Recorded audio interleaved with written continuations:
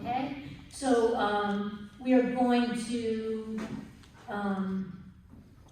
begin, and first we'll give each of our candidates the opportunity to make a 2-minute opening statement. So I'm going to start first with Mr. Nickerson. Thank you, ma'am. I would first like to thank the League of Women Voters and the Chestertown Fire Company for hosting this event. I am Albert Nickerson. I was born and raised and educated right here in Kent County.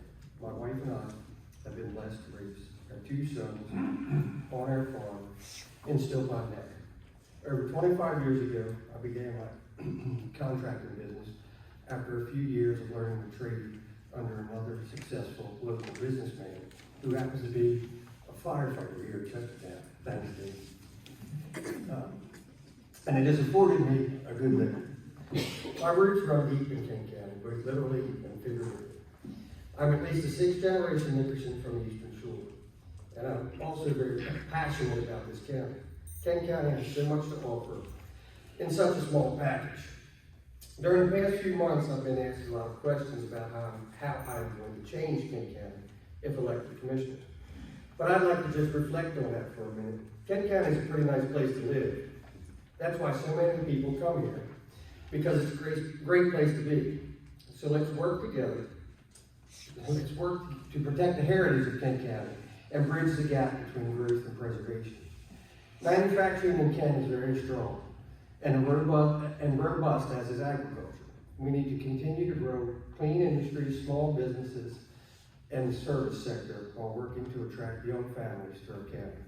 I look forward to serving the people of Kent County as commissioner, and I will use a common sense approach and be fiscally responsible, carefully treating the county funds and the budget as if they were my own. Thank you. Thank you, Mr. Nickerson. Mr. Herz. Good evening. My name is Tom Herz, and I'm running for County Commissioner, so welcome. First, before I begin, I'd like to thank the Chestertown Volunteer Fire Department for hosting us here tonight. I know that's a lot of work for them, and they've got a new fire truck coming tomorrow, so they've got other things on their minds. I'd also like to thank the League of Women Voters and Ms. Ortiz for hosting this debate, and of course Butch for all of his hard work. And really, I mean this, my fellow candidates. This has been a long process as we've worked through meeting you all and hearing your concerns, myself included. And I know we've had a lot of support along the way, and I see a lot of my friends and supporters here. So thank you all for being here as well. Why am I running, right? Who am I? So I come from a family of public service. My dad was a police officer for 25 years. My mother was a teacher for 35 years. I grew up in that family, so public service sort of it's in my bones, I guess you would say. As I grew, I was part of the first year or first class of AmeriCorps volunteers at my university. And during my time there, I worked with an organization working with terminally ill persons with AIDS. This is back in the 90s when that was a real concern for communities. And I learned there that without engagement of people with energy and passion, that nothing can really get done. And I hope to bring some of those talents and some of those experiences that I've learned as a council person in Chestertown for the past 3 years to the County Commission. Thank you very much. I look forward to chatting with you. Thank you, Mr. Price. Good evening. My name is John Price, and I'm running for County Commissioner. And I'd like to thank each of you for being here this evening to listen to all the candidates and become more informed. I am fortunate to have grown up in Kent County and to have raised my family here. I've been married to my wife Sharon for 40 years and have 2 daughters. One's a teacher and one's a nurse. I have 2 son-in-laws.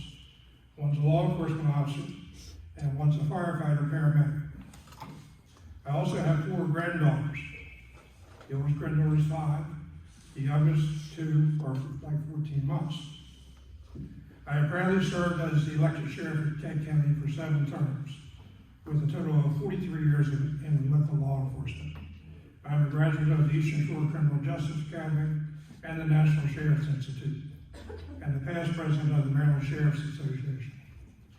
As sheriff, I have worked for several boards of county commissioners, and I am familiar with the process of county government. I have always believed that communication, accessibility, and community involvement are important in public service. I am familiar with every corner of Kent County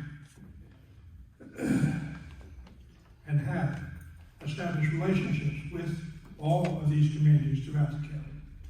My proven leadership and experience, I believe, make me a viable candidate for county commissioner. If elected, I will keep our county safe and secure, support quality education for all students, and promote both commercial and residential growth to increase our tax base. Thank you. Thank you. Mr. Gallo. Hello. My name is Ted Gallo. Some of you know me as a father of young children who have been growing up in Chestertown now for about the past 13 years. With 3 children in the public schools, I am very interested in what happens to the future of this county. I've got one child who's bound for college, another one who's bound for trade school, and a third who has amazing dreams of athletic scholarships at Division I schools, playing lacrosse and field hockey. She's very ambitious. I want to make sure that my 3 children have a quality education when they leave the nest, and that they have a safe, welcoming place to come back to. And honestly, for the past 10 years, Kent County lost 5% of its population. That is not sustainable. The people that are staying in Kent County are getting older, and unfortunately, life in Kent County is becoming more and more difficult for too many people. That's why too many people are leaving. I am running to try and change that. It is very important for the future of this county that we improve our schools, that we improve the business environment in this county so that people can see Kent County as being a welcoming place and not the type of place that's going to make them want to pack up and go someplace else. We need to work on our development in Kent County to make sure that we are bringing jobs in. Because right now we have more and more businesses who are having a hard time hiring people. And we've got a college right here, full of young, educated, often financially well-to-do talent that is leaving. That has got to change. And as the father of a young family, I understand what it takes to raise a young family. I understand how important the schools are. And that is going to be my first priority, is making this a better place for families to not only come to, but stay in. Thank you very much. Thank you. Mr. Timberman.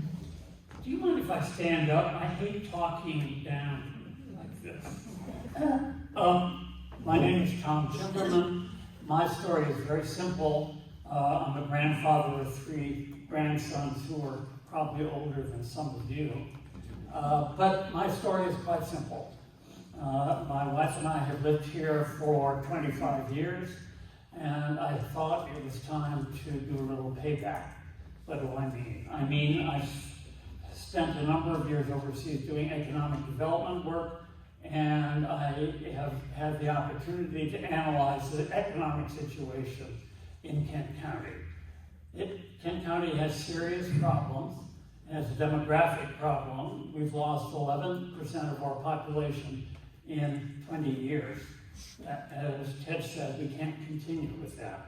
Second thing is we have more businesses leaving or closing that have not been replaced, and we have a smaller population to pay the taxes that support the county.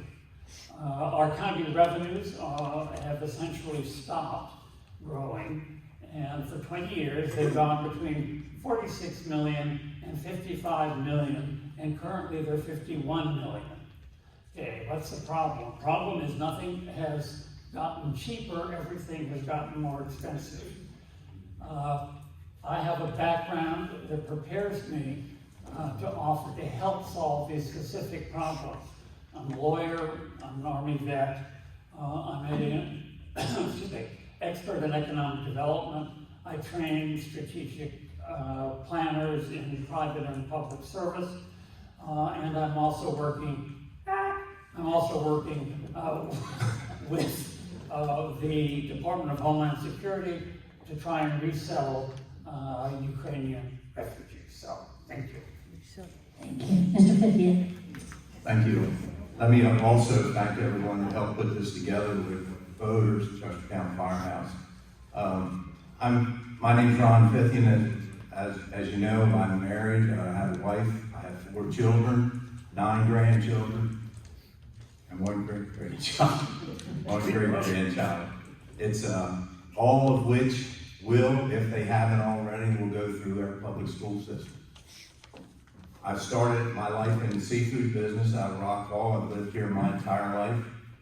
And then in 1994, I ran for office and I became county commissioner.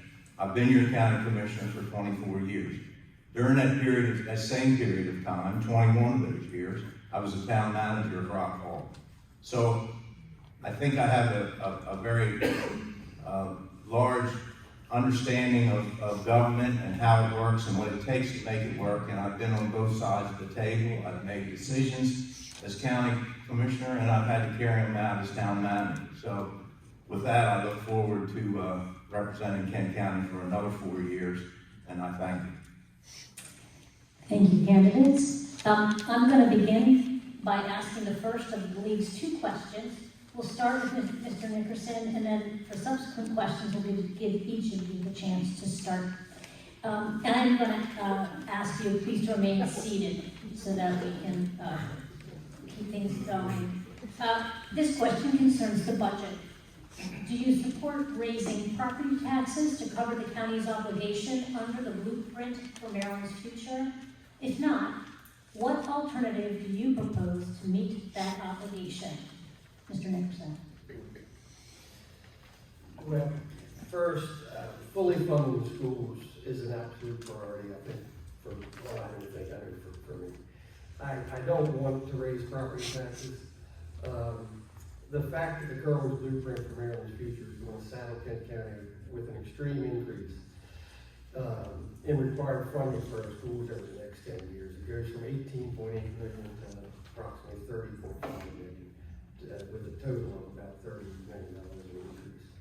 So under Kerwin, Kent County has been classified as a wealthy county based on valuation of homes, which is not representative of our median income. The blueprint is unfair, has put an unfair obligation on Kent County by the state of Maryland.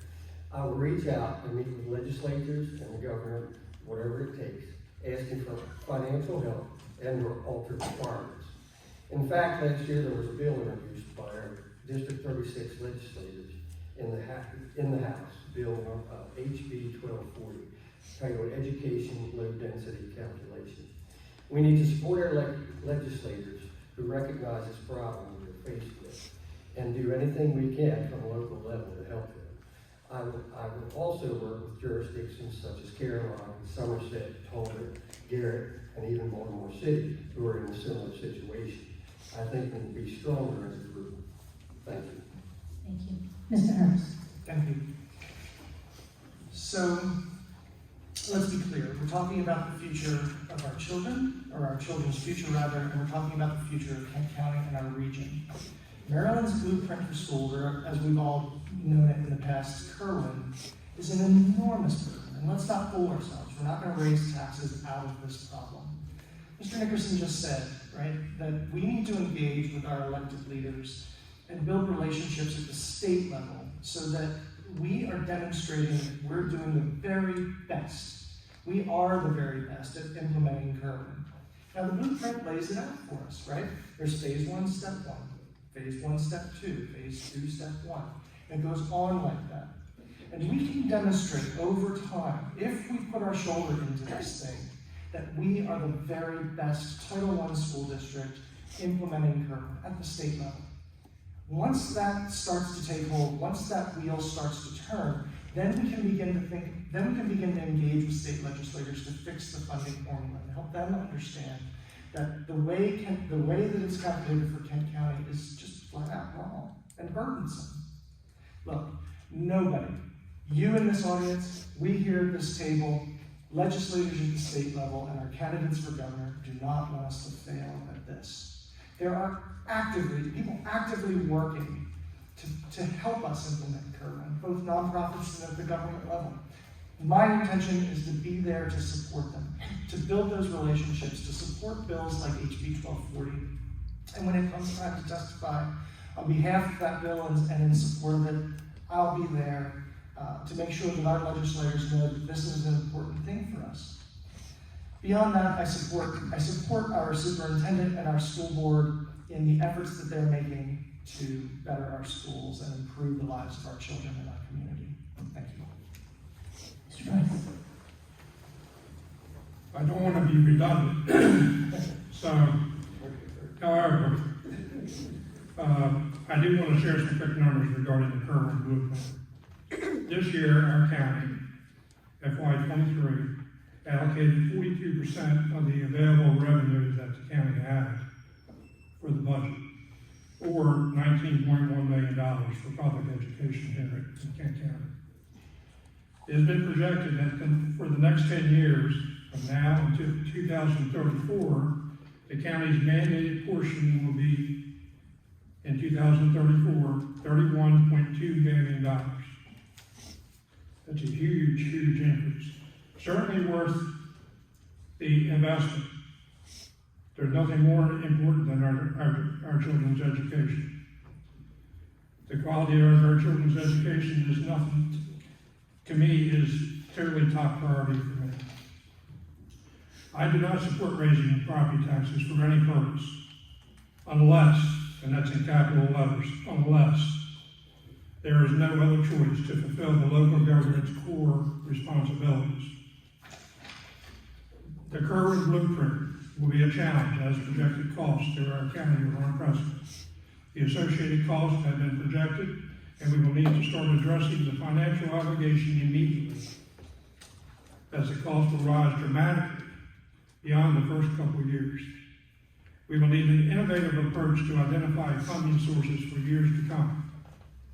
I believe there are areas in existing county budgets and in our current school allocations that may be redirected without jeopardizing current programs or services. I've had these conversations with the superintendent of our schools. I've also seen firsthand, as a department head myself for the county for 28 years, that our department heads will step up to the plate and do what is needed. It looks like my time is out. Mr. Young. We pay enough in taxes as it is.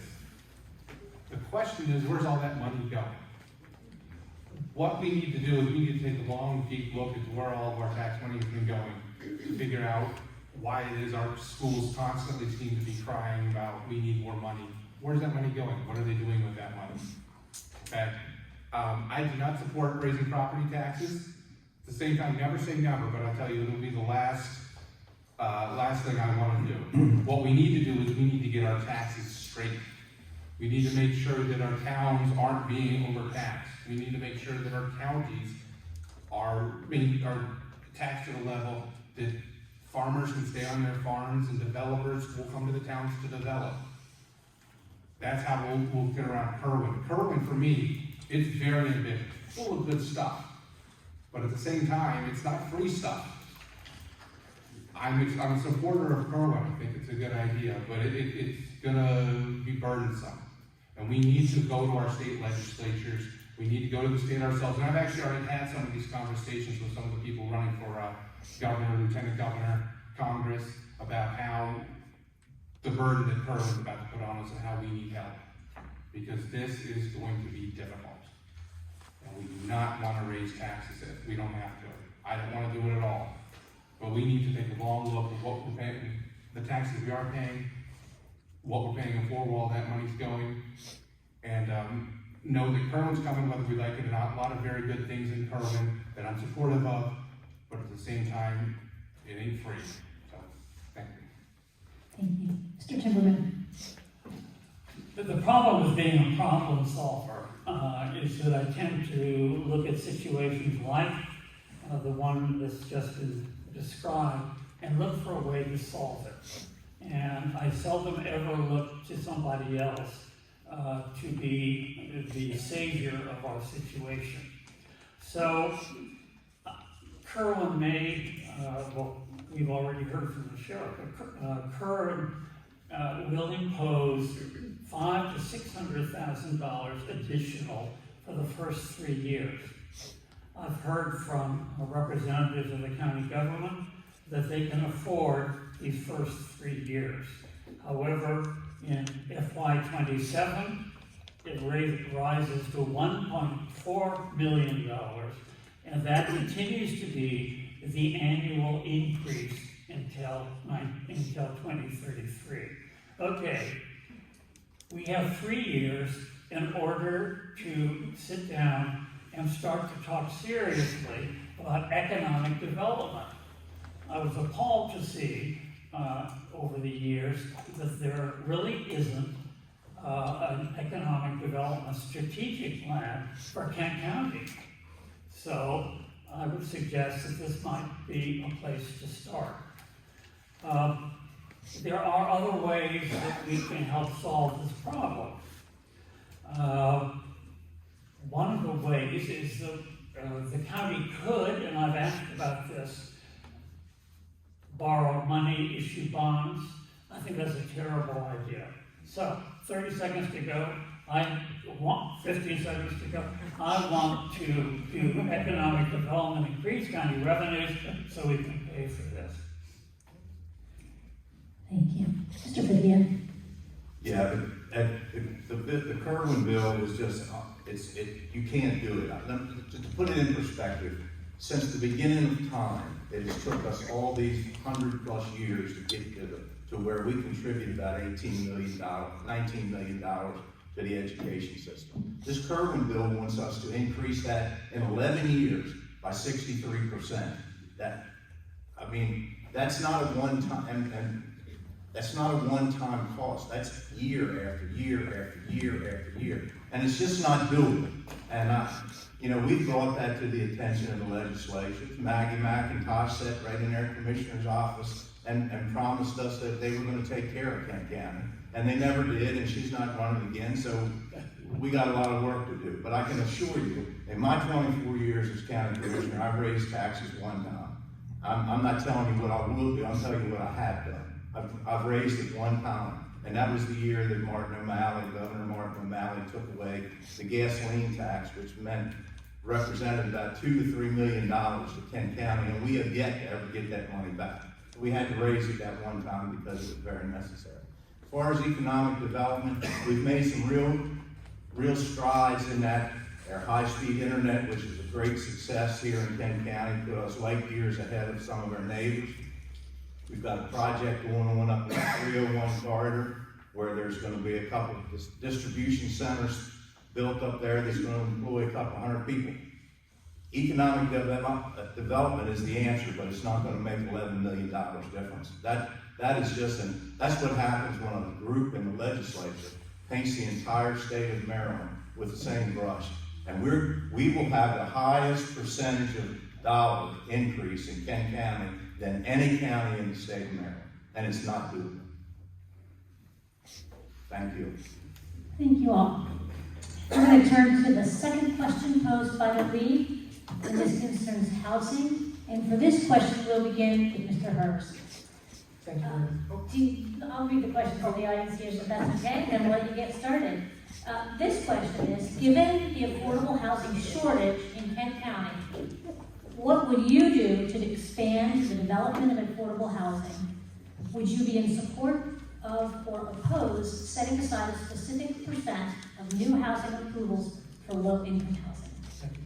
This is an issue that I'm passionate about and that I've done a lot of work on in my ward in Chestertown and in coordination with the county. So let me just set the stage for you all, right?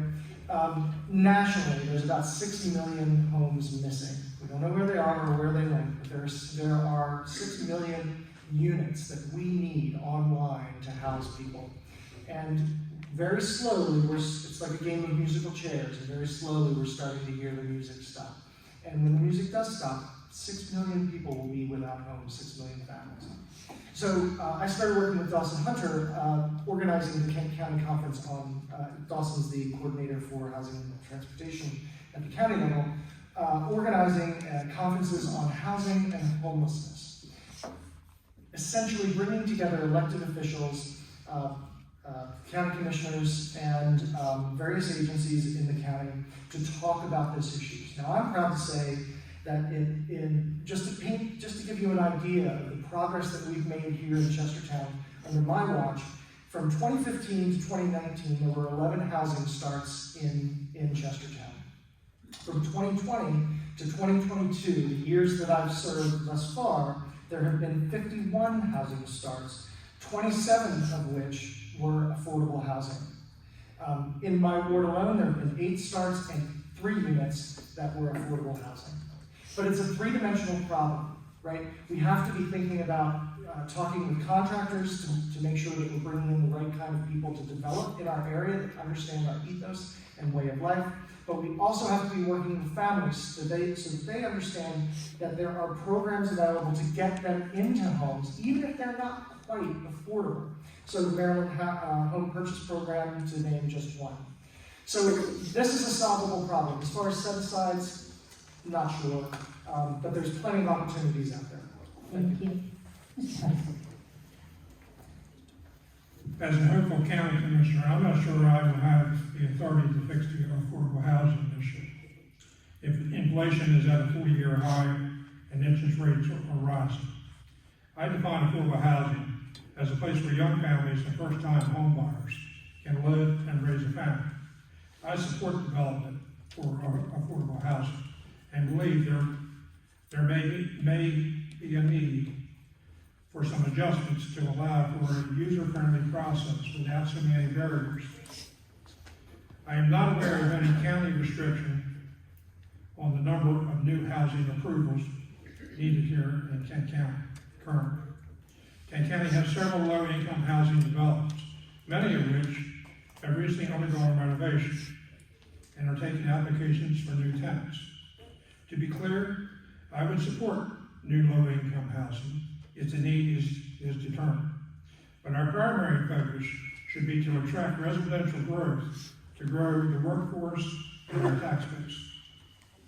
Thank you. Mr. Allen? Affordable housing, we'll talk a lot about development up here. And affordable housing is the key to that. I moved to Kent County because I found a house that I could afford. It's not a buzzword for low-income housing or public housing or any of that sort of stuff. Affordable housing just means that young families like mine can come to Kent County can afford to live in Kent County. Okay? And whatever future Kent County has, it hinges on this thing, on this very question. Can people afford to live here? I'm happy to say that I earned the endorsement of the Bay Area Association of Realtors because I strongly believe that one of the problems that we have is we overregulate. People have land that they want to develop, and there's too many hurdles, so they just say, F it, and I'll go someplace else. We've seen lots of that sort of stuff happening. We need to get out of our own way. We need to make sure that if people want to develop in Kent County, that they feel encouraged to develop in Kent County. And that doesn't mean simply housing. That also means people want to know that they've got good schools to send their children to. That means that they need to know that they've got work nearby, that they're not going to be driving an hour and a half to get to work. Affordable housing is also going to suddenly mean that we have high-speed internet access everywhere. I've met people all throughout the county who have what used to seem like crazy commutes, but if you only do it once or twice a week, working in Philadelphia. I even met a person who lives in Manhattan, works in Manhattan twice a week, or twice a month. It's a heck of a day, but he brings that money down to Kent County, can afford to live in Kent County with that kind of money. So affordable housing is a multifaceted thing. We need quality schools, healthcare, and a place that people can afford to live. And we need to get out of our own way and let the free market take care of that. Thank you. Can I go? Yes, please. Affordable housing, of course, needs a definition. Real estate brokers tell me that affordable housing in terms of actual houses is at a sale price rather significantly lower than $300,000. In terms of apartments, because we mustn't forget that is also available possibly for affordable housing, we're now facing $1,100 to $1,200 a month as the median apartment rental in Kent County. That is not an affordable apartment. I have no objection to the suggestion that was made about setting aside a specific percent for new housing approvals for low income. That's fine, but we're a long way from having the time or the opportunity to do something that's specific. What's the problem? Problem is that we are still in pandemic/economic problem time. The 30-year mortgage rate is now over 6%. So even if we have affordable housing, the buyers for these houses would be unable to get a mortgage if they could afford. So in the meantime, I have a couple of ideas. There are now several different housing developments that are open. That is, they haven't been completely filled. One of them is in Kennedyville, okay. And so I would suggest that would be a good place to start. Second is that I would also look at tiny houses, which cost between $6,000 and $14,000. And they could go into these open housing areas. Thank you. I would just say that the affordable housing is certainly, that is a big problem in Kent County. We all know that. It's not an easy, there's not an easy solution out there. What I would suggest is we have a comprehensive rezoning taking place right now. And if there's some areas where we could trim some things, that's been mentioned, to try to make the density of housing developments a little smaller, to cut down on the cost. But it's really going to be a tough issue in today's world with the price of everything. The state puts things like, you gotta have sprinkler systems. Every time you do things like that, it just adds cost to the price of the home. But I would certainly be willing to sit down with a group of people and discuss this in detail and find out if there are areas that we can work to make it better. And when a developer, if we have developers come into Kent County and want to do a housing development, that would be a great opportunity to sit and talk with them and see if we couldn't get maybe a certain percentage set aside that would be reasonable for workers to working people in Kent County to purchase. So we're certainly open to all suggestions. Thank you. Mr. Nickerson. Affordable housing, like everyone has just said, has a different meaning to everyone. And this problem is all over the state of Maryland. It's not just a local issue. And as everyone here has said, the cost over the last 2 years has significantly increased. The state of Maryland also has a lot of regulations which drive up costs and extract even everyone with more expense. I oppose requiring developers to set aside, because I think that would maybe discourage them from developing. But sitting down and having a conversation with them is a different thing. There are also block grants out there that are available in all 5 of the municipalities in Kent County. And the program's objective is to develop viable communities for persons of low and moderate income. And I think another idea or thing would be housing preservation, which is making sure that all of the existing homes in Kent County are habitable. Thank you. Thank you all. We're now going to turn to the part of the evening where we allow you to ask questions. Our time is limited. We may not get to all of them, but if you are interested in asking a question, please raise your hand and I'll acknowledge you. Up front here.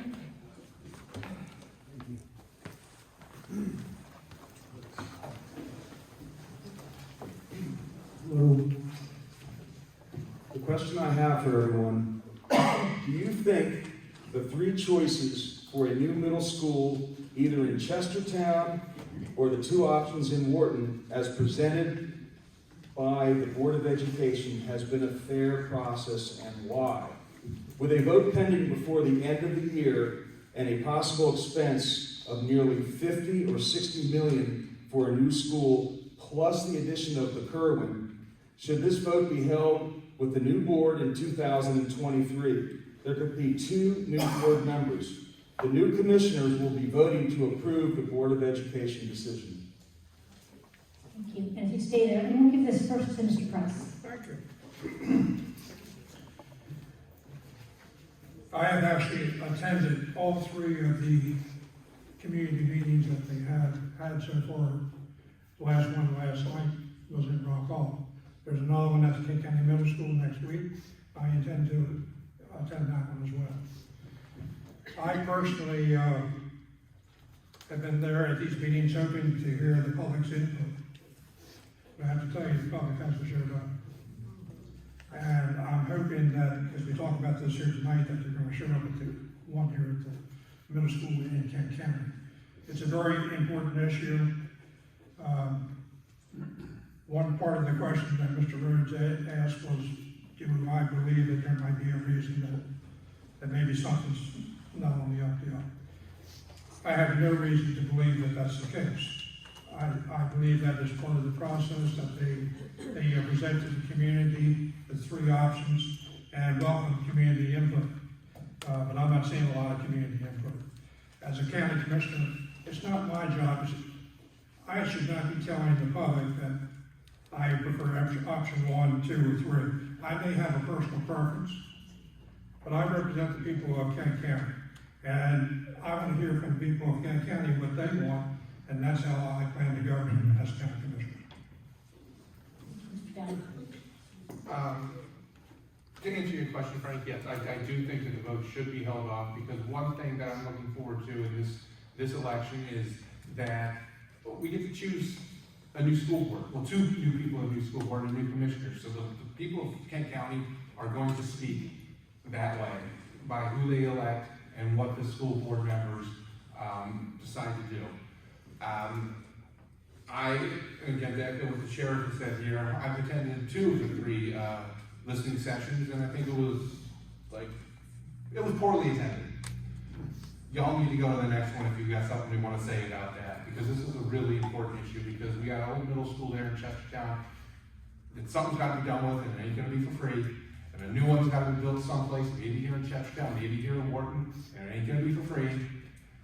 And I have no reason to believe that there's some shenanigans with the selection process. If anybody has any reason to believe that, by all means, bring it up. I'm happy to look into it, but I haven't seen or heard anything that makes me think that it's been anything less than fair. This sounds like one issue I should avoid. Fortunately, I know nothing about the issue, except to say that if a decision is made to build a new school or rehab a school, I'll do my best to find the money to pay for it. Mr. Fithian. Unfortunately, whoever the 3 new county commissioners will be are not going to be able to avoid it. They're going to have to deal with that issue. And as I pointed out in my opening statement, I have 9 grandchildren that will, if they haven't already, they're going to be going through one of these public schools. So I would love nothing more than to put them in a brand new public school. But we go back to Kerwin, that's going to determine whether we can build this thing or not. You know, you're talking about $32 million Air Park paying back, and you finance that over 30 years, you're looking at a payoff of about $1,650,000 every year for 30 years, on top of millions of dollars with Kerwin. It's just not doable. Now something's got to give. I'm not saying we don't have to get to school, but that Kerwin, people better pay attention to that. That's one thing that would, everything that we've worked for in Kent County here over the number of years, Kerwin can ruin it overnight. You talk about people leaving Kent County, you start raising the taxes by 4 or 5 cents every year for 11 years and see what happens. I'll probably be one of them leaving as well. I mean, the amount of money that they're talking about, I don't think people quite understand it yet. The people that even wrote the law have been meeting ever since they passed it to try to figure out what it means. They don't even know. We've been sending people to these meetings to try to get a handle on it. It was just a foolish thing, terribly thought out, and it is just not doable. Thank you. Mr. Nickerson. Well, first, I guess I just say, I mean, I attended the Chester County Middle School, so did my two boys. I didn't think it was that big, honestly. But I guess time ages everything. I agree. I think that the current board has probably fulfilled their obligation. The meetings apparently have been attended for. So I just think there's some really tough times ahead as far as finding the funding for the program and for whatever decision that the board ends up making.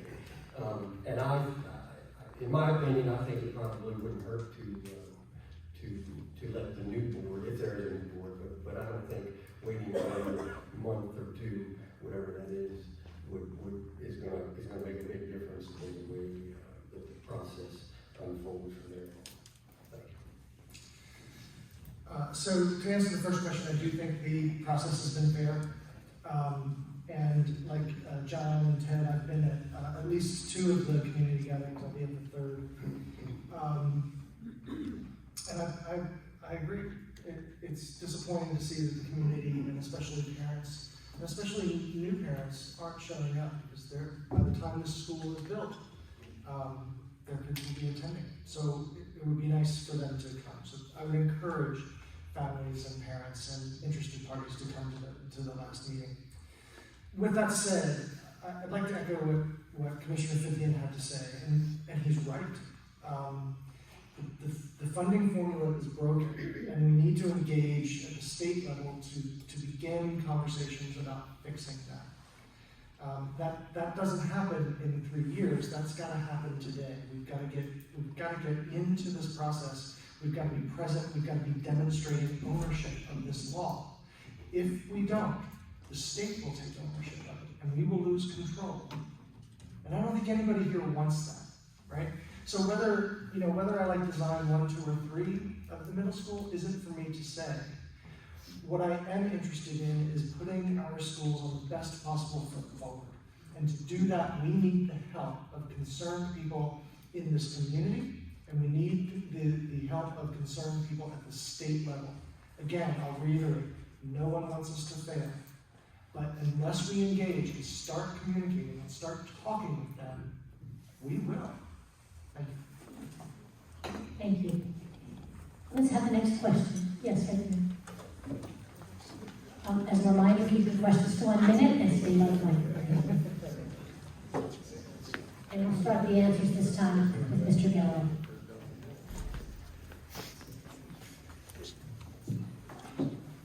Kent County is one of only 3 counties in the state of Maryland that imposes the same taxes, same property tax rate on its municipalities as it does on people who live outside of the municipality.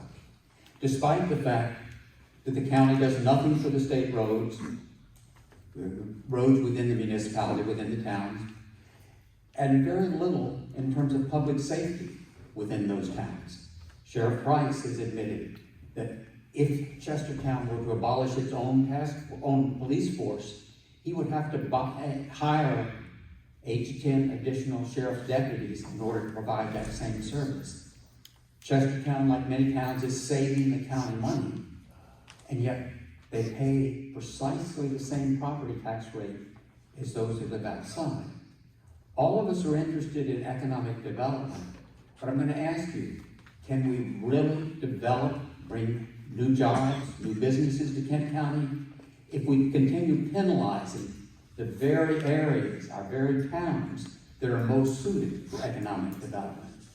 So I'm going to ask you, I need to ask you to wrap it up, please. would you support a study that looks at the equity impacts and the economic impacts of this current policy? Thank you. And we'll start Mr. Gallo. Yeah, absolutely.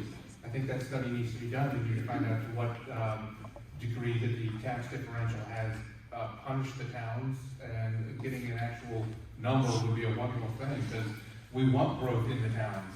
We don't want it out in the county where we want to maintain the farmland and the rural character of the county. We want development in Chestertown and Edgerton and Wharton and all those sorts of areas.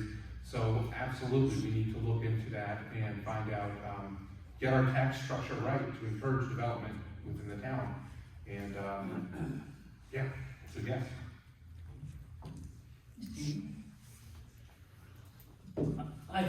I think this is an important issue, but I think it also needs to be set into some context.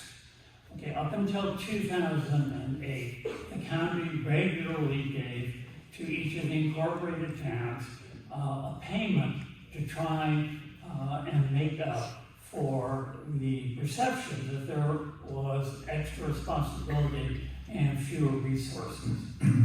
Okay, in 2008, you may recall that there was something called the Great Recession.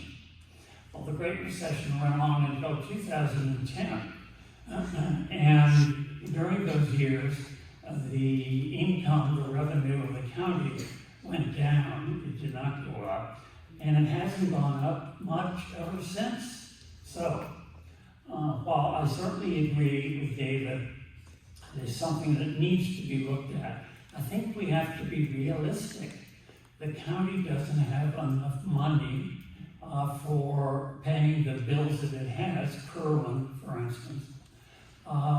And yes, this should be done, but let's get the county into financial condition where it can afford it first. Let me just say another point on the school issue. It hasn't been mentioned, but Kerwin isn't the only problem. The number of students in our public school student body has been declining for years.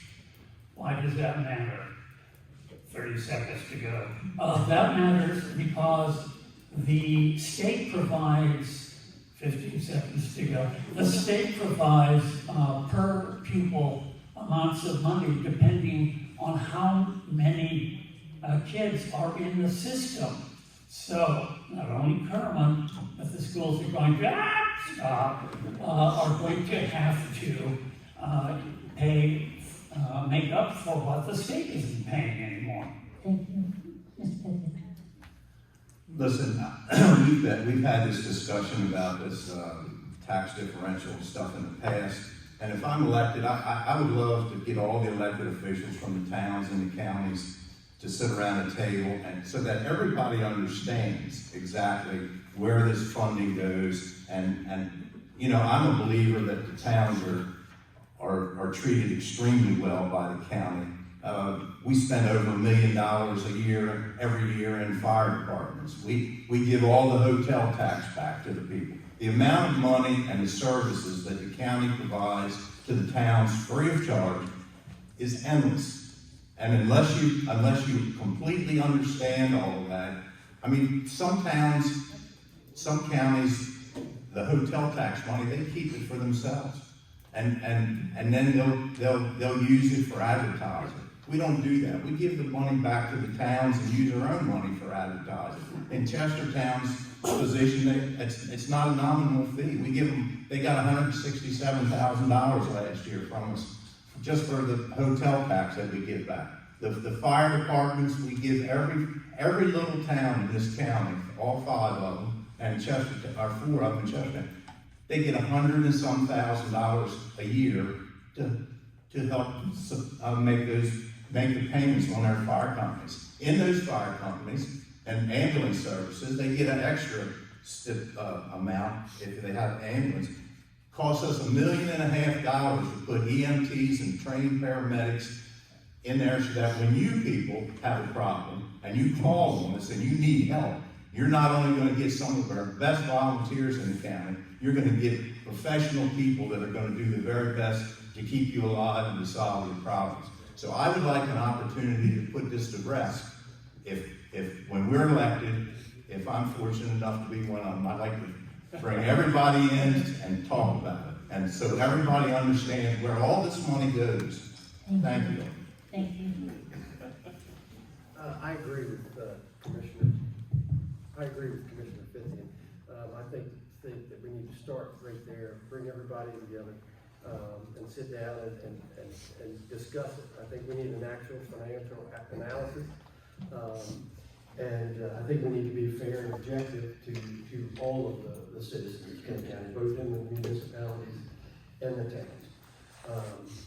And I think the process needs to be transparent and open, so that we can get this put to bed. Because personally, going around the county the last few months or several months, I think it's become a little bit divisive, and I think the sooner that we get it behind us or come to an agreement, then the better off all of us will be. We'll be able to hopefully bring everybody together and keep everybody moving forward instead of kind of keep this debate going.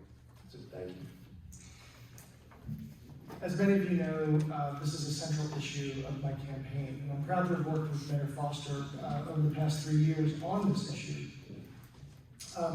It's really important to the municipalities that they have representation on the commission. It's often mischaracterized that what I'm after is, a check. I want the county to write a check to each of the towns, check. That's not it. What I want is for the municipalities, all of the municipalities, to have a seat at the table. So I welcome Commissioner Fithian's offer to bring the municipalities together and lay it all out and discuss this issue. And that's about all that we're going to agree on, he and I, in this particular case, I'm sorry to say. Fire departments are a county service. Giving money to a Chestertown Fire Department isn't a tax set-off, right? Municipal residents pay extra, right? And they don't get that back. And so we need to start talking in January and February and March and through the entire budget cycle so that the municipalities can plan appropriately and the county can plan appropriately. No one's talking about $1 million checks or breaking the county's budget. What we're talking about is a seat at the table. Every year, Mayor Foster and I go to the county commissioners around budget season during the workshops, and we're invited. I think they're required to do it by law. And we sit there, and Mayor Foster makes an impassioned plea, and then it's my turn, and I talk about fairness, and I talk about need. Well, our towns need funds too. And I think that it's disingenuous of the county to say, well, Chestertown does, and Chestertown gets, or Betterton does, and Betterton gets. That's not right. We are a county. We're all one, and we should be working together in that way. If we don't, again, we're not going to solve Kerwin. We're not going to solve tax differential. And we're only going to fall further and further behind. Thank you. Mr. Price. I am in total agreement that we need to have an honest discussion and study by the county and town governments together to identify actual areas of waste and duplication, and also the impact of what potential tax set-offs might be. If the study results in a tax set-off, I would be in favor of tax differential. And we have to understand there's a difference between tax differential and tax rebate. Tax differential is where the taxpayers in municipalities would have lower adjusted county tax rate, as opposed to a rebate, which would be a direct payment to the municipality. I prefer tax differential, which delivers some type of tax relief back to the taxpayer themselves. Thank you. We'll take the next question. Thank you. And for answers, we'll start with Mr. Timberman this time.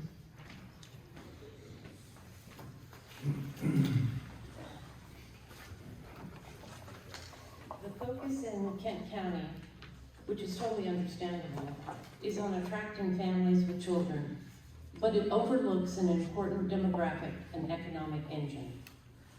The Pew Foundation has found that on average, retirees are wealthier, pay more taxes, require fewer social services, create more jobs in the medical and service industries, and are much more represented in donations given and volunteer work done than younger people with or without children. I think it's often that there's fairly derisive that we're aging, that we're going to become a retirement community. And I'm just wondering if this demographic is a group that Kent County, and as a Kent County Commissioner, you are specifically interested in attracting and retaining. Thank you. We'll start with Mr. Timberman. Mr. Timberman, we'll start with you. Oh, it's me. I'm sorry. For ages, years and years, those of us who have reached 60, 65 years old have always thought of ourselves as being a rich asset that has been underutilized. I mean, I belong, as do I'm sure many of you, to a number of volunteer organizations. And it's always pretty much the same people. The school system could probably use some advice and wise counsel from retired supervisors or superintendents or senior teachers, all of that sort of thing. But my friends who have tried to do that, to volunteer for the schools, have found that it's almost impossible. And sometimes it took 1.5 years to 2 years before they're allowed to become tutors. Okay, so I completely agree with this lady. But I think we also have to bear in mind that the older population has special needs that do impact on county commitments such as public health and emergency services. And unfortunately, with a deficit in younger people, younger families, 30 seconds to go, we probably are going to have to either make a choice to become the largest leisure world in the United States or a national park, because we need a mix. 15 seconds to go. We need a mixture of young and older to have a viable county for the next 100 years. Thus endeth the lesson. Could I ask her to repeat that Yes, question, you may. please? I mean, are you asking about seniors? I'm asking about seniors, how valuable they are to this county, and whether it's just young people that you're focused on, or is it important for you to specifically try to attract and retain this incredibly vibrant group of people? Well, certainly we want to attract young people because we need the workforce to help provide the services and things. Volunteers are becoming harder to find all the time. But listen, we have been inundated with, in the last couple of years, with people, older people moving here to retire because we have such a beautiful place. And I can tell you from the lower part of the county where I'm from, I mean, they're the greatest asset we have. Right now, there's 20 or 25 seniors doing just what Tom Timberman was talking about, tutoring in our elementary school in Rock Hall. They have the garden club. These people are relentless of the services that they provide, and they're just a great group of people. We certainly, I appreciate every one of them. I've met some of the finest people that I've ever known that's moved into Kent County. So I don't think we're targeting any age group. We're welcoming anybody, and we'll continue to do that. They're great people. Thank you. Mr. Nickerson, answer. Yes, ma'am, I would absolutely welcome them. As a self-employed contractor, I can say that, I don't know what percentage, but a pretty large percentage of the jobs that I do and our subcontractors and our landscapers and I mean, we can just go right on down the line as what's the economic impact in the jobs. So you know, you have retirees move in, then we're going to need younger people to fill those needs, and that's exactly what is happening in my experience in the county. Thank you. Yeah, Yes. I agree with your question, right? Our older residents require fewer services. They offer more volunteer hours. They offer energy and vibrance to our community, and they do a lot of the work that we count on and I'm going to speak now about Chestertown because that's sort of my experience on council and as a resident, to keep our town beautiful and largely our county. The Garden Club, for instance, takes care of Fountain Park, and they're a powerful constituency for advocacy for protecting our resources. So yes, but it's a three-dimensional problem. In reality, what makes this place special is not that it caters to or is advocating about our aging community. It's about a mix, right? It's about welcoming young people that are going to start businesses and be active in our schools and have kids and have those kids running around in our neighborhoods. And it's about our older citizens engaging in that process, right? So it's not either or. It's really this three-dimensional problem. When everything is firing on all cylinders, everyone is welcome in the community, everyone is supported, and each offers their full value, right? So I see it in Chestertown all the time, my friends and neighbors, but also in terms of our volunteer community at the town level, right? So many, our Planning and Zoning Commission, our Historic District Commission, and on and on. And they bring, our older residents bring all of those talents here and protect what we have for the next generation while they're off busy raising their kids, right? So think about it in terms of this three-dimensional problem. We need to attract kids, but we need to also protect our resources and our older community members to do that for us. Thank you. I don't disagree with anything that anyone has really said here about this particular question. In my opinion, we need to welcome everyone, regardless of what age they are. Obviously, seniors, and I think this was recently talked about at a meeting that I was at, probably just last night. We have so many seniors who have chosen Kent County to retire to, and they come with so much that they can offer to our kids in our school system and so forth.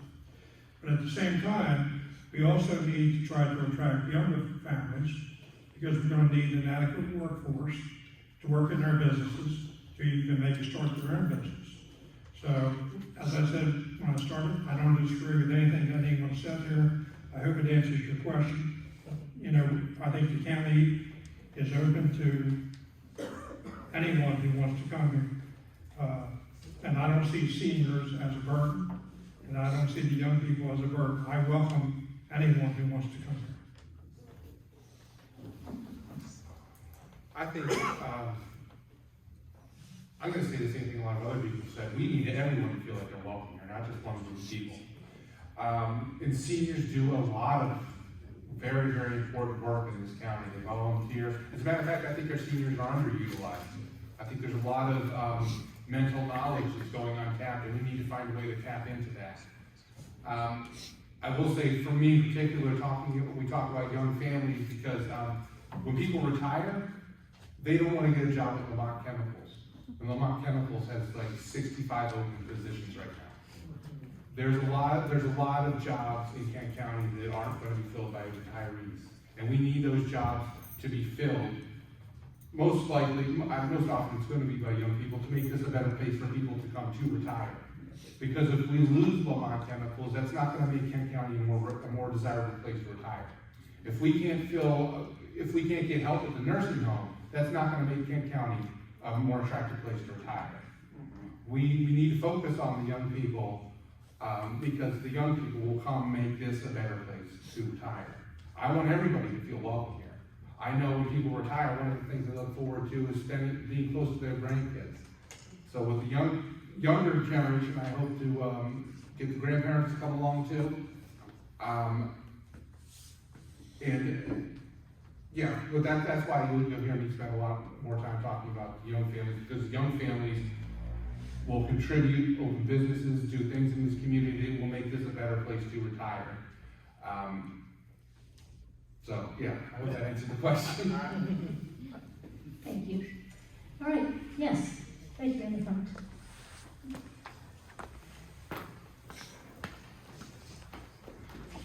I'll be quick, if I can answer just one, because it only applies to one.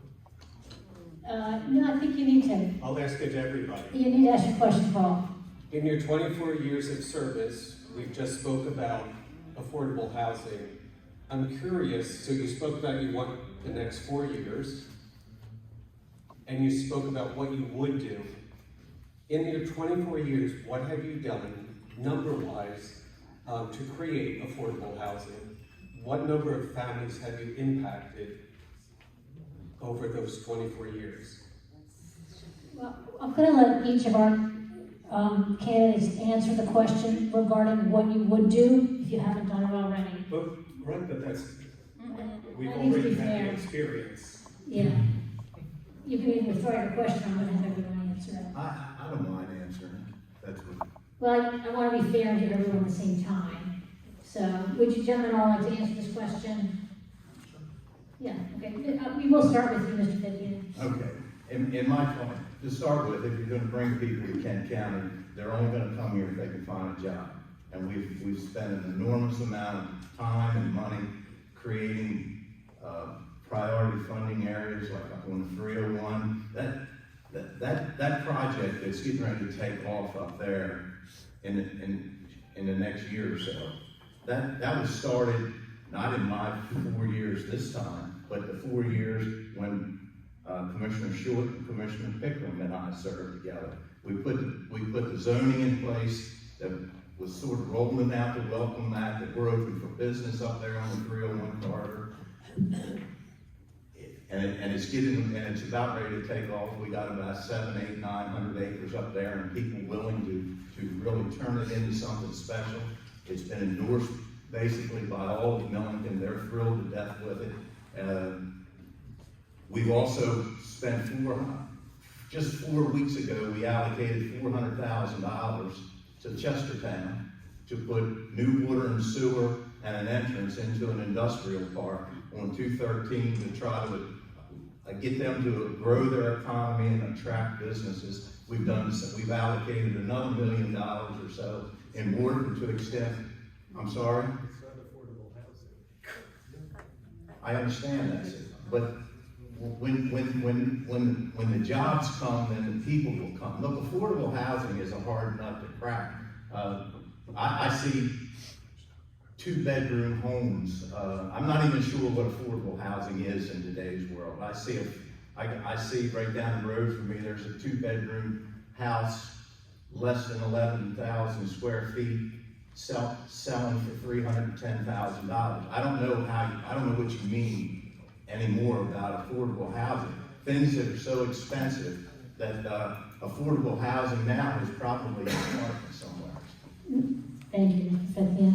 I am going to give each of our additional candidates an opportunity to add anything you wanted to add about affordable housing. Go ahead, Mr. Nickerson. Thank you, Mayor.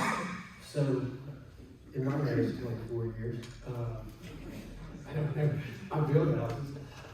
And I do know, growing up here, I was just trying to think as Mr. Fithian was answering. I was born, when I was here when Knight's Landing was started. I was here when the village of Kennedyville started. There's Chesapeake Landing, and I can't think. Well, there's a couple developments in Rockville. But I think the term affordable housing, if you look it up, it's kind of all over the place because it's different for everybody and every location. I think. So I think that if you bring jobs, then you'll bring people, and then we'll hopefully some of these things will happen. That's what I would do. Thank you. Mr. Hirschman. Thank you. So I mentioned earlier, some of the numbers, right? We're seeing some affordable housing come online in Chestertown, certainly in my ward. But it's really a deeper question than that, right? It's more about aligning the various programs and incentives and planning and zoning policies so that we are making it attractive for developers to come, acknowledge and accept or fold into our ethic here, or what makes Kent County special, and then build that housing around services where there's water, sewer, infrastructure, electricity, right? To say nothing of a grocery store or events and so on. Working with the county, we're actively working that problem. There are any number of programs and grants and goes on and on. It's almost unfathomable or uncomprehendable. But by working together, by bringing all of the agencies that deal with this issue together, and making sure that no one's working at cross purposes, and that everyone is advocating on behalf of the need. And that need is affordable housing. And then there's another piece to this puzzle, and that is educating potential home buyers. For instance, making sure that folks who are in low-income housing here today can take advantage of housing programs through DHCD and Maryland generally to get themselves into a home, because we know that home ownership is the answer for a lot of folks, right? It will lift them up. It will start them on a trajectory where they become integrated into our community, support our schools, and generally lift up the entire county. So big problem, but I, for one, am very committed to working on it and happy to do so.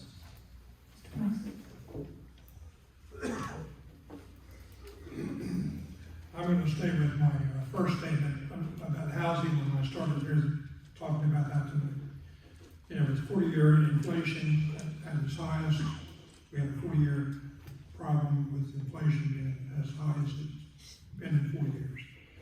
And the interest rates continue to rise. I don't see this.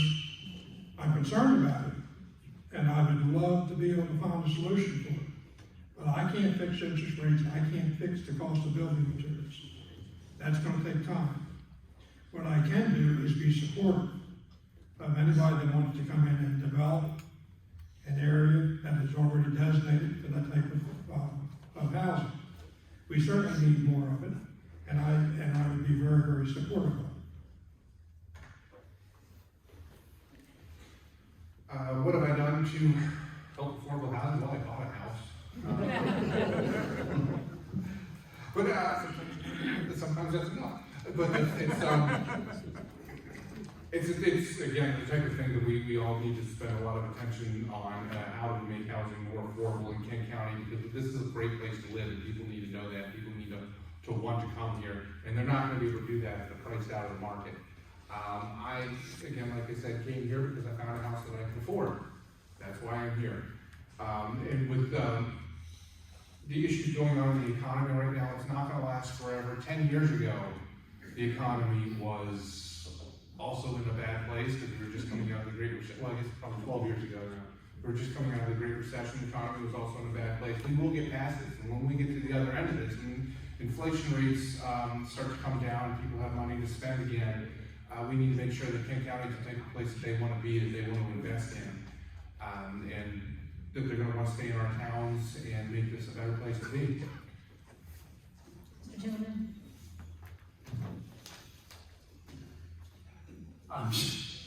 I'm just wondering if perhaps affordable housing shouldn't start with the homeless. I don't know if you all understand and realize, but the homeless population in Kent County has grown significantly. And I think I've explained, or not explained, but I've certainly discussed how I think we could start, in general, providing affordable housing. And I'm not sure that everybody understands what tiny houses are, but this is a segment of the real estate market that communities across the country have used in order to provide quick, modern, but small housing for small families and singles. So I'm quite serious when I say that it would be a nice investment, a good investment for a public-private partnership, maybe, to spend about $50,000 on 5-6 houses and put them into already designated and approved and water and sewer provided land. Anyway, the other thing we've never really, I think, on this subject decided on is what is affordable housing. Well, basically, it's housing that people can afford, and we don't have a huge demand from people with no jobs who would be looking for affordable housing to come here. Anyway, my time is up. I think we have time for one more question. I'm going to have you right there, and then please come on up. And we do need to save time this evening for closing remarks from our candidates. So I'm sorry we won't be able to get to everyone's questions tonight, but we have one more, and we'll start the answers with Mr. Nickerson. Go ahead, please ask your question. Thank you, King. I'm a concerned citizen, and my question is about, thank you for running for a governmental position, like personal choice, civil liberties. I know you sit as a county commissioner now, Mr. Fithian, and you guys had on your agenda whether you could work, get the jab, or have a job. And I thank you for, Kent County is a big employer. My family of 4, 2 of us have lost our careers because I remain on, I don't have the Fauci ouchie. So if you could, how will you help me as someone who's going to be voting, and I'm looking for representation for not just me, but for the working class and for my children, who I hope they can raise a family here, because I don't see myself at Heron Point. I can't work there now, so I need my kids to be around to take care of me, or I'll be leaving to take care of my aging parents, and I need to kind of stick with my kids, and I want to be a very active grandparent as a former teacher as well. Mr. Nickerson, we'll start with you at the end. Well, I don't know how we can help. I wish I didn't have to make that choice. And I do know that the existing commissioners, I think they make their employees make that choice.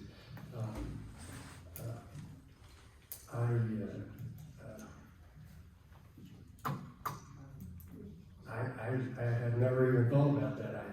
When my boys went to college, they were required, they had a choice, either go back to college or we paid for them, sit home at a dining room table and do Zoom classes. And we made it was their decision because they were 18 and 19 years old at the time. I wasn't real crazy about them getting the shot at their age, but they wanted to go back to school, so they got it. So I mean, I don't feel your pain at all, and I wish, I hope there's something we can do. I don't know, but I don't have the answer to that. I'm sorry. Mr. Hurst. Thank you. So let me say this. When the pandemic landed in our community, even just a little bit before that, I was leading the effort for what we called Chestertown Response. That was our town's effort to keep our citizens safe and informed. I used my technical skills to write a very brief website using publicly available data sources that gave us a dashboard months before dashboards became sort of de rigueur, right? I worked closely with the public health department to get accurate and good, reliable information out to the community, not only Chestertown, but the community at large. And we were reaching something like 30,000 people on Facebook at one time or another. So I have to say, I'm very sorry. I don't support your position. The jab, something today with the public schools. that's fine, but the jab is proven safe and effective. And I think that our communities, unless you have an exemption for health or, you know, there are certain parameters where you shouldn't take the vaccine. But as a general rule, it's safe, it's effective, it helps us all get back to work. Your decision is a personal one, and we are up here working for the general public good, and the general public good is to encourage people to get vaccines. Now, the last thing that I'll say is this. When people don't trust the vaccine or aren't interested in getting the vaccine for whatever reason, we need to call on those people to engage and read and work with us to get their comfort level up. Right? We can't, well, that may be, but that would be your decision. But we as a community should be working to get everyone vaccinated in our community. Thank you. I'm gonna let Mr. Price have a chance to respond. I'd like for you to clarify your question again. I'll say conservative when it comes to, I don't want big government. So personal choice, like some parents pulled their kids out of schools because they didn't want to keep having them masked. So personal choice, like parents are changing, they're getting involved. So I'm a parent, as I mentioned, and I've done a lot of stuff. So I just see Kent County's being hurt right now by some, I would say there's disenfranchised. Like I don't feel like I'm represented, and I don't think I'm the minority when we come out to vote November 8th.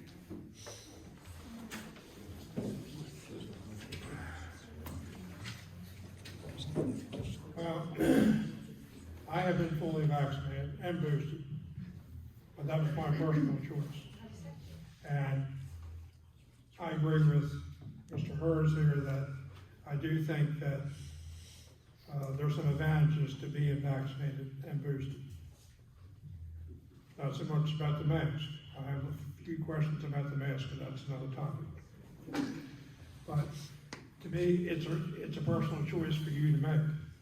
And I don't, actually we had this conversation at one of the commissioners' meetings. I was there as a sheriff, and there was some talk about wanting to mandate vaccinations for county employees.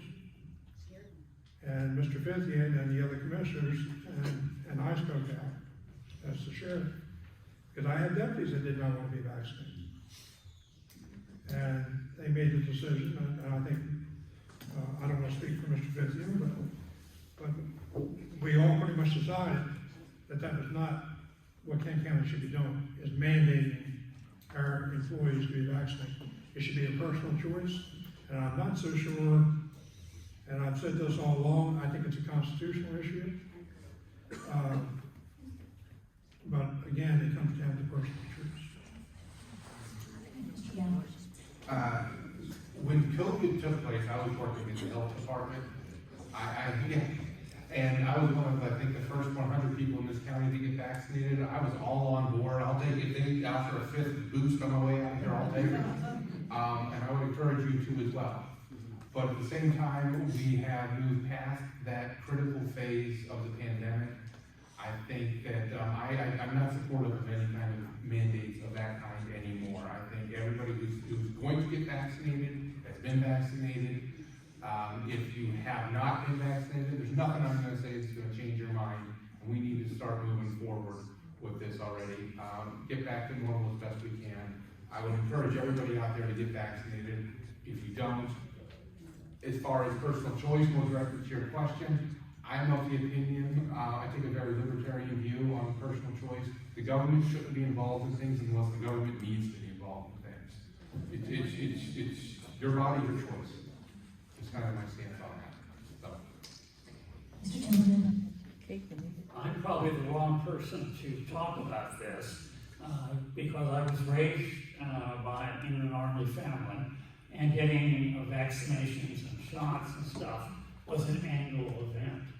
I also went to school in the days, public schools in the days when we were required to get vaccinations and shots in order to attend the schools. It never occurred to me that there was something wrong with this, however. Your question, I think, goes beyond vaccinations.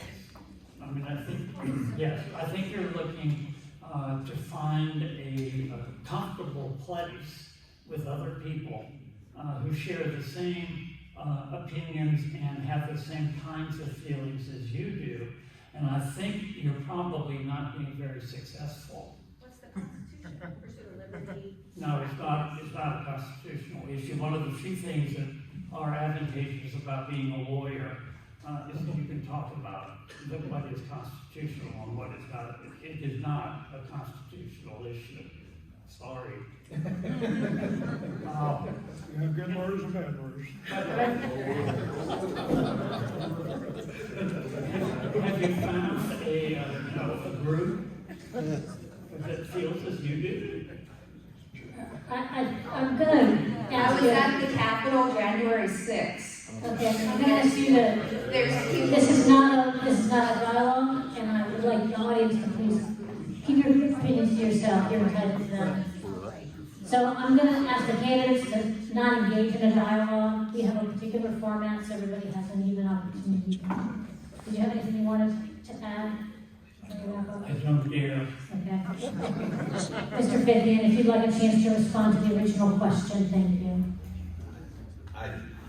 Look, we went, as the sheriff pointed out, we thought we were gonna be, it was gonna be a mandate that if somebody wasn't vaccinated, that we were gonna have to fire them. I thought that was a terrible decision. It turned out that it didn't happen, but I made a decision as sheriff's deputies. There were some of them that had not been vaccinated, and we were facing the idea of whether we would have to let them go or not. Well, what struck me so odd was that before there was a vaccination, we asked these people and these deputies and these EMTs and paramedics to continue work like there's nothing wrong, and they did. And they probably saved a lot of lives, did their job the way it was supposed to be, no questions asked, and then to turn around and say, because now we have a vaccination or a vaccine, you either got to take it or we're going to fire you. That didn't seem right to me. I'm fully vaccinated. That was my choice, but I was going to be hard pressed to let somebody go who had served Kent County through all the bad times with no vaccine whatsoever, to turn around later after they invented a vaccine and then say, you either take it or we're going to fire you. I wasn't going to do that. Thank you. Thank you for all your thoughtful responses. We do have time for one more audience question, so I'll give you an opportunity if you still have a question that you would like to ask. Yes, please come forward. And we're going to keep it to a question and refrain from dialogue back and forth, so we use our time.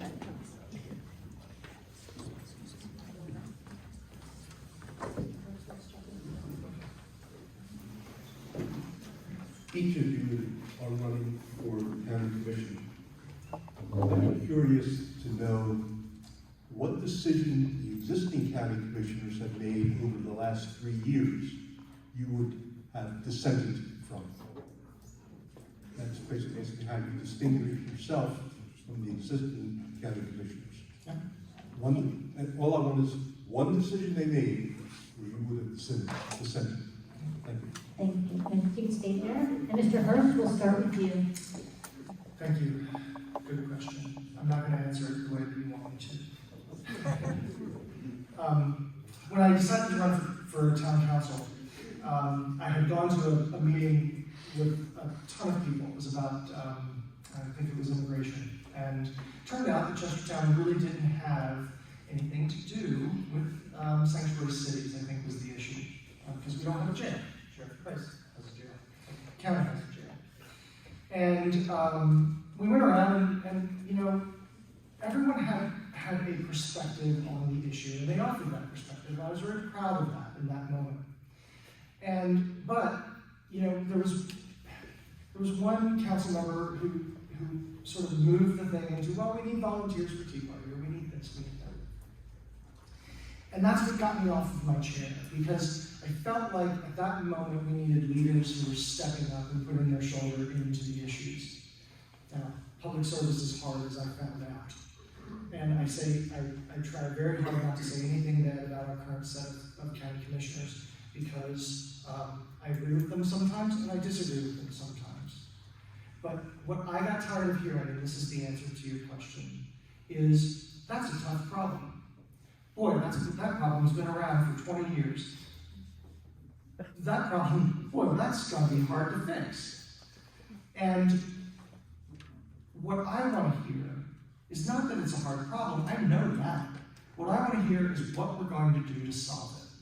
What I want to know is how we're going to take a bite of that elephant, how we're going to leave our commission of chairs a little bit better for the next person that comes along to sit in it. So I'm sorry that I can't give you that one thing. I could, and I will privately. But that's how I enter public service. The idea that we are all in this together. And my skills lead me here. Your skills may lead you in another direction. But working together, we're going to solve these problems.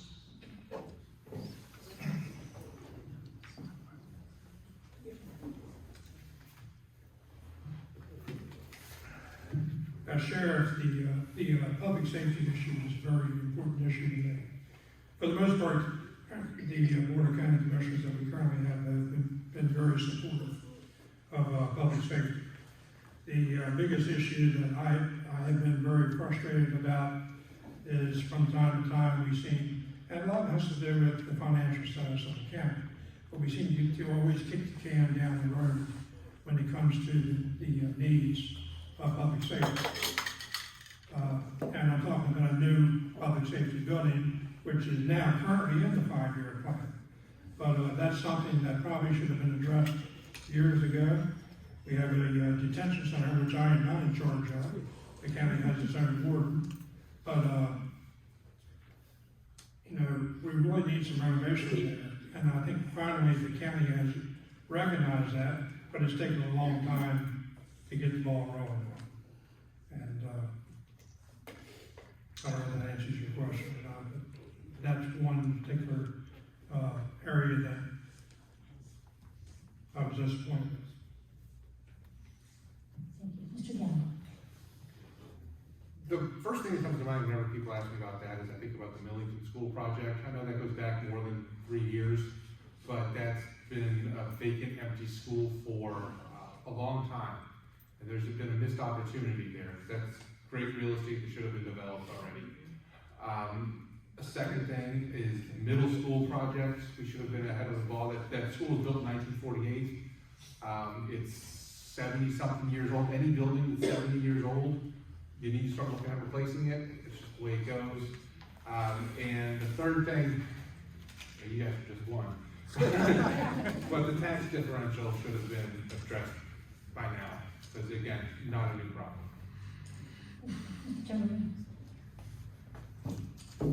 I can't say I would have changed or wanted to vote against what I'm about to mention. But it's something, a commission decision that was made, I think, in 2002, called the 10% decision. You remember that one? You don't remember that one? I think you're talking about a zone, 10% Yes, it's a zone, yeah. Well, that just took place in the last year or so.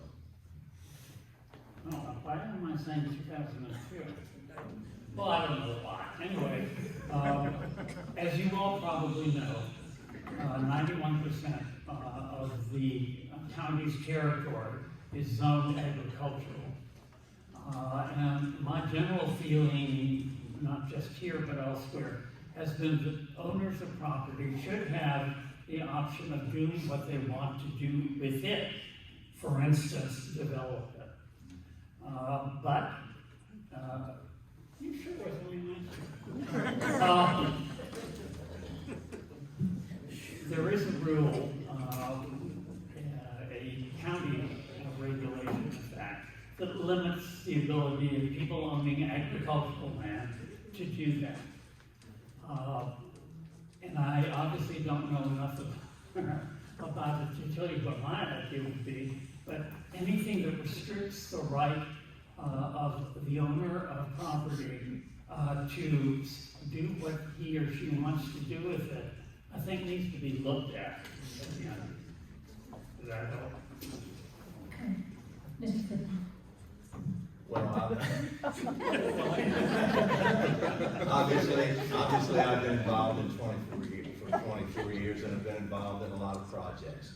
A lot of them I'm proud of. Listen, nobody's going to get it always right. Nobody's going to, we try our best.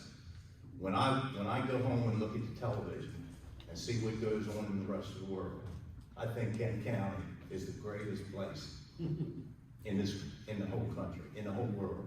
I am so proud of Kent County. So we've got some things right.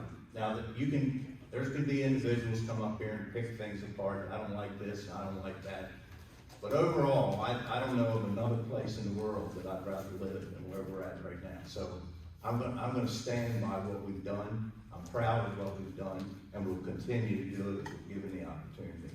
I don't want to change it all at one time. We're growing a little bit at a time. We're trying our best, and I'm sure that the people that want to criticize could do it much better. But they should step up here and try. Thank you. Mr. Nickerson, you have an opportunity to respond. I would agree with Commissioner Fithian on thinking that this is the greatest place in the world to live, and I mean that from the bottom of my heart. That's really the driving force behind what I'm attempting to do. I think that if as we move forward and whoever's elected, whichever three of us are chosen, unfortunately we're not going to be able to please everybody. It's impossible. It's not going to happen. But I think if I had to choose one, it would be the tax differential. And the reason I say that because again, going to reiterate, I think just through my travels going throughout the county, I think it's something that we just need to get laid to rest. And I think that'll, hopefully after that's done, we can kind of come together and move, get the vote going. I'm not saying it's in the wrong direction, get everybody rowing in the same direction. Thank you. Thank you. I want to thank the audience for their questions tonight. We're going to wrap up with closing statements from our candidates. And we will go in reverse order this time, starting with Mr. Fithian. Thank you very much, and thank you all for showing up tonight. It's always good to be able to kick these ideas around. As I said, and I'm almost going to repeat myself, as far as Kent County goes, I think you can do a lot worse than living in Kent. I think Kent County is, without a doubt, the greatest place on this earth. And I think if those of you that are here didn't think that, you wouldn't be living here. But we've got some problems. We're going to work through them. We're going to do the best we can, like we've done in the past. Given the opportunity, I'm going to continue to try to represent Kent County the best way I can. That was a great question that Richard just asked, and I didn't hear a whole lot of people come up with good ideas of things that we had done wrong.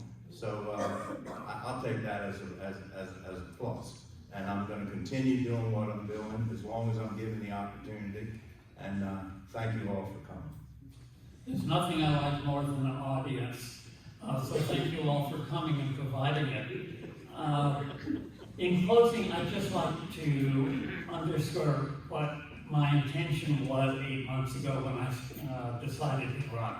That was simply to draw on 30 years of experience, largely overseas, during which I helped other countries develop their economies, take care of their finances, and take care of population needs that weren't being addressed. Okay. Being a lawyer has certain problems, but it does give me the background that I need in order to talk to other lawyers, of which there seem to be a lot. So if you all would support me and hopefully many others to become commissioners, it will be my great pleasure to offer some new observations, some new ideas, starting probably with tiny houses, which nobody seems to have reacted to. Thank you all very much.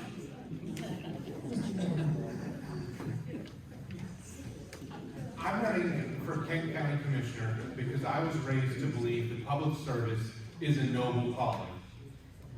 As a matter of fact, one of my twin boys actually has a locker in this very fire hall. He's in the fire department, he works as a lifeguard.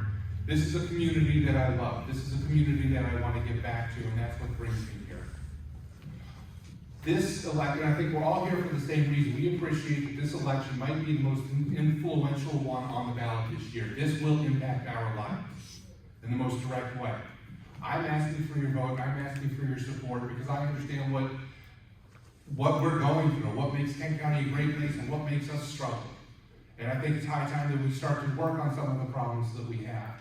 The school system, one of the things that everybody here who wants to have a family is going to look at is the schools. We have this wonderful opportunity to build a brand new shiny school at the middle school my daughter attends right now, by the way. And we need to make the most of that. We need to make the right choice, knowing that middle school is probably going to be there for another 70 years. And understanding that the times and the needs of this community are going to change, and we have to be willing to change with that. We're at a golden opportunity to take advantage of some of the best internet you're going to find anywhere in the world, if you have it. Internet access needs to be thought of as sewer or electric. It's not a luxury anymore. It's something that we all need. And it makes living in a rural community a lot easier to do. If you can order what you need from Amazon, if your kids can go to school, if you can go to college, if you can go to work online like I do, it makes a place like Kent County a lot better. There's a lot of wonderful opportunities in Kent County, and we need to take advantage of all of them. So I'm asking this November, please, I would appreciate your support. Thank you very much.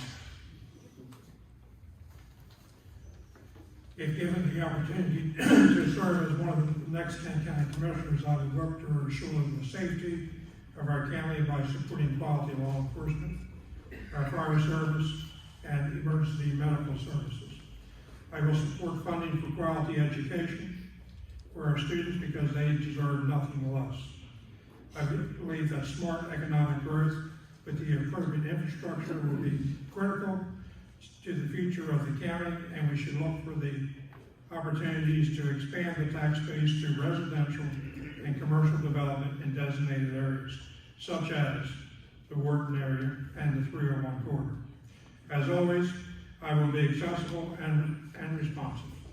I pledge to be a good listener and use sound judgment in making decisions that are not self-serving, but are in the best interest of all citizens of Kent County. Tonight, I'm asking for your vote for County Commissioner, and I thank all of you for being here and listening to us tonight. Thank you. Thank you for being here.